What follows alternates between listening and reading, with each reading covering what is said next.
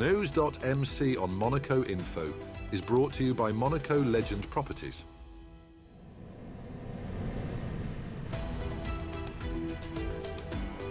Bringing you news on Monaco's economy, culture, sports and more.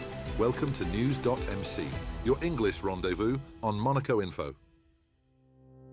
Coming up on News.mc, discover past week's top stories and meet the people who make Monaco. My name is Axel Sola, I am a UFC fighter and you are watching News.mc on Monaco Info. What's been making headline in the past week? Monaco welcomed the Year of the Fire Horse in style on February the 11th as the Meridian Beach Plaza hosted a gala celebrating the strong friendship between the Principality and China. Co-organized by the Monaco-China Association and Monaco Dragon Prestige, the evening featured traditional music, dance and refined Asian cuisine. The event marked the approach of Chinese New Year on February the 17th and the arrival of the rare Fire Horse Year, which occurs once every 60 years. Symbolizing energy, ambition and transformation, the Fire Horse encourages bold action and creativity. The celebration highlighted Monaco's enduring cultural and diplomatic ties with China. Her Royal Highness the Princess of Hanover visited Villa Paloma alongside Minister of State Christophe Meermand on February the 12th to discover the feeling of nature. Contemporary art in the Mirror of Poussin, the new National Museum of Monaco's first major exhibition of the year. Bringing together works by Nicolas Poussin and nearly 40 artists from across 4 centuries, the exhibition creates a rich dialogue between classical and contemporary perspectives on nature. Paintings, photography, video, and installations guide visitors through 6 themed sections, celebrating the beauty and emotional resonance of landscapes. Curated by Guillaume de Sarde, the exhibition highlights how Poussin's lyrical vision of nature continues to inspire artistic creation today, reaffirming Monaco's commitment to cultural dialogue and contemporary expression. The British School of Monaco has expanded its offering with the opening of its first nursery in the Jardin Exotique district, welcoming children aged 3 to 5 and reinforcing the Principality's appeal to English-speaking families considering relocation. Located on Avenue Hector Otto, the new Early Years section provides purpose-designed classrooms, outdoor learning spaces, and a curriculum based on the British academic model, delivered entirely in English by qualified teachers. Alongside literacy and numeracy, the program emphasizes confidence, language development, and social skills. The nursery reflects wider efforts by Monegasque authorities and businesses to attract international residents, particularly English-speaking professionals and entrepreneurs. As Monaco strengthens its international positioning, access to high-quality English language education becoming an increasingly decisive factor for families choosing to settle in the Principality. Monaco has received renewed international recognition for its efforts to combat money laundering and terrorist financing following the adoption of its 3rd progress report by the Financial Action Task Force. Meeting in Mexico from February the 9th to 13th, the organization praised the Principality's significant advances, particularly in the quality and speed of suspicious transaction reporting and strengthened supervision across higher-risk sectors. Staffing at the Monegasque Financial Security Authority has increased sharply alongside reinforced sanctions and judicial resources. Authorities confirmed that further reforms will continue throughout 2026 as Monaco works towards full compliance with international standards and strengthening long-term confidence in its financial center. Monaco Run 2026 began under grey skies on February the 14th as nearly 1,500 runners gathered at Port Hercule for the opening Monte-Carlo and City Trail races. Despite cool and damp conditions, participants of all levels embraced the challenge, tackling steep climbs, muddy paths, and technical routes across the Principality's varied terrain. The following day brought sunshine and record-breaking performances as around 1,400 runners took part in the flagship 5-kilometre and 10-kilometre events. Moroccan runner Abdella Kurtoum set a new 10-kilometre race record, while Hungary's Edith Philo dominated the women's field. The 5-kilometre was won by Dutch athlete Tim van der Baan after a closely fought finish. From elite competitors to enthusiastic amateurs, the weekend combined performance and participation, once again confirming Monaco Run's growing reputation as a major sporting event on the Principality's calendar. Several hundred participants dressed in pink gathered alongside Monaco Run competitors on February the 15th for the 15th Pink Ribbon Solidarity Walk dedicated this year to breast cancer prevention and research. The 5-kilometer route from Port Hercule through the Rock and Monte-Carlo raised funds to support screening initiatives at Princess Grace Hospital. Personalities from across the Principality joined the march to show support for women's health and awareness campaigns. Organisers highlighted the strong turnout and renewed commitment to prevention while announcing the launch of a new monthly well-being newsletter aimed at promoting early detection and healthier lifestyles. The IMSI announced on February the 15th that Monaco's property market continued to demonstrate resilience in 2025, with total sales and resales reaching 5.9 billion euros despite a slight easing in prices. New figures revealed 493 transactions completed during the year, marking a 5.8% increase and confirming sustained momentum across the Principality's ultra-prime sector. While activity rose, the average price per square metre dipped marginally by 1.4%, following a sharp surge in 2024. Even so, values remain among the highest globally, with an average of 57,569 euros per square metre. Officials also introduced a refined methodology for calculating price data, offering a more precise picture of market trends. The latest figures underline Monaco's enduring international appeal, with strong demand and high transaction levels continuing to support one of the world's most prestigious real estate markets. A festive Mardi Gras atmosphere filled Monaco's Condamine district on February the 16th as the Monaco Smiley Association organised its first carnival parade in support of hospitalised children.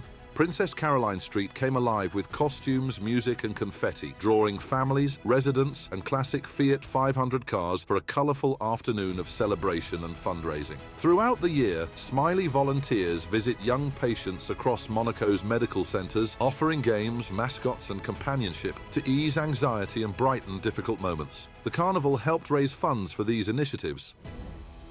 Olympic medalist Marine Boyer has joined Femina Sports as its new gymnastics coach, bringing elite-level expertise to Monaco's growing sporting landscape. A 3-time Olympian and world team medalist with France, Boyer begins a new chapter in the Principality, where she will guide young athletes and share experience gained at the highest level of international competition. Through coaching and mentoring, Boyer aims to support gymnasts of all levels while promoting the evolution of modern gymnastics. Her presence further strengthens Monaco's reputation as a destination that attracts top-tier professionals committed to performance, education and sporting excellence.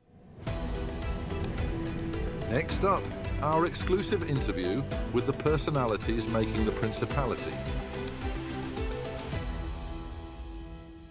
My name is Axel Sola. I am a UFC fighter. I'm born in Nice, France. Since my young age, my mom made me do a lot of sport. I've been doing tennis, I've been doing hockey, football and karate. Karate was my first meeting with combat sports. And at the age of 15, I wanted to do a sport where the victory or the defeat only depends on my work. I always enjoyed combat sports, but karate was very restricted to me, because in karate you don't have takedowns, you don't have the ground fighting. But my uncle was doing a lot of Muay Thai and was training with my actual coach, André, in the boxing squad. So the boxing squad is the MMA team in Nice, south of France. And they opened their door the summer. I decided to stop hockey and to start combat sports. And I started MMA and I straight away fell in love with sports because it was so rich technically. There is so many ways to get to the victory and there is so many techniques. It was like mind-blowing. So I fell in love with the sport because of the frustration I had in karate, and also I loved the hype of the sport because in France it was not really recognized. No media were talking about it, but in the US it was a way different story. And I started to watch UFC at this moment. And all of this helped me to go forward in my life, especially at a young age of 15. You know, it's a time when you are young and you are growing, you're looking for yourself, who you are and who you want to be. So I've been to the university, I've been to the Sports Science University, so it gained me some time more with MMA. And also gave me the time also to develop myself physically in case I wanted to go to the army in the end. I had the opportunity to fight in Ares because by the time MMA is recognized in France and you start to see new organization, French organization, and I had the opportunity to join this league, Ares Fighting Championships, and that was also the opportunity to me to present myself as a fighter to the French public. But now I'm in the UFC because by the end of the summer, 2 weeks before UFC Paris, I had this opportunity. Another manager, which is not mine, but a French one who knew me, I had nobody to put at 77 kilo. And he thought about me, and it worked out. UFC signed me. When I knew I would fight, I didn't sleep at night. I didn't sleep actually for 2 weeks. The only day I slept good was the day before the fight. When I get on scene and everybody's screaming, the energy I felt were amazing. So now the goal is to develop a lot my image, my face, my character. So there is big work to do on this aspect, because if I do that good and I perform good and I'm very active, so you have to be very active. UFC will promote you and can make you win sometimes. They will give you a top 15. If you beat the top 15, you get in the top 15. And then you're getting closer to the top 5. When you're top 5, you can have a title shot. So the goal is to get top 15, then top 5, and then fight for the title. I don't believe in psychology. I believe in good move. And I'm not the one who's saying that. Bobby Fischer said that. So the goal of saying this for me is to say that you have to believe in your work and your training. But of course, the guy in front of you did his homework too. But the thing is, at the moment of the fight, it's already played. It's already done, you know? There is nothing you can do about the winning or the losing. If you did more or better than the others, you will win. So yeah, you have to study your opponent, and what I'm looking is what he like to do, what he don't like to do, what situation is shining the most, in what situation is not, in order to have a defensive and offensive task, tactical direction, trajectory to follow, in order to bring the fight in a place where I will not shine and I will shine. I think generally in sports, you need to understand at which age you have your best performance, because you organize your training that way. For example, for MMA, I will not recommend to specialize a kid of 8 years old in MMA unless he wants it. And if you are too old, if you are 30 years old, UFC might not be interested to sign you, because they want people to have a long career in their organization. So don't wait too much also to turn professional, but you need to be ready. So take the time needed. UFC champion will be the Graal, will be the best thing I can achieve. So every champion made it, they made it for different reasons, and from every champion you can learn from. Even the guy who didn't be champion, but have been the top player in the sport, everyone has something unique to bring in combat sports, and if you're able to see it, you can take a bit of everyone. So I don't have one model, but I just admire a great fighter. Actually, my grandfather was the captain of the port at the time. So my family always been around. I always been working in. My mom was working in Monaco, for example. So, and my uncle is working here. His business is here. Since a long time, I've been here. My boxing coach is here. He's working here in the world class. I spent quite some time actually in Monaco, and I will keep spending time training there, because there is a very good human resources for training here. There is a kind of charm, you know, to train there. It's not like Paris where everything great. You do your boxing training, and then you are on the Larboto beach and you just enjoy, you know. I've been also training in the boxing gym in Monaco. I did some sparring there. So yeah, I spent quite some time here, and I will spend it even more in the years coming. That's all for today. Thank you for watching News.mc, your English rendezvous on Monaco Info. Discover the full interview and more stories on our websites, News.mc and MonacoInfo.com. Next week we will receive Antonio Salvatore, chef of restaurant Rampoldi. This show is intended to provide a summary of the past week's top stories for the English-speaking audience. For daily and real-time news updates in English, please visit News.mc and subscribe to our free daily newsletter. For French news, visit MonacoInfo.com. This show was brought to you by Monaco Legend Properties.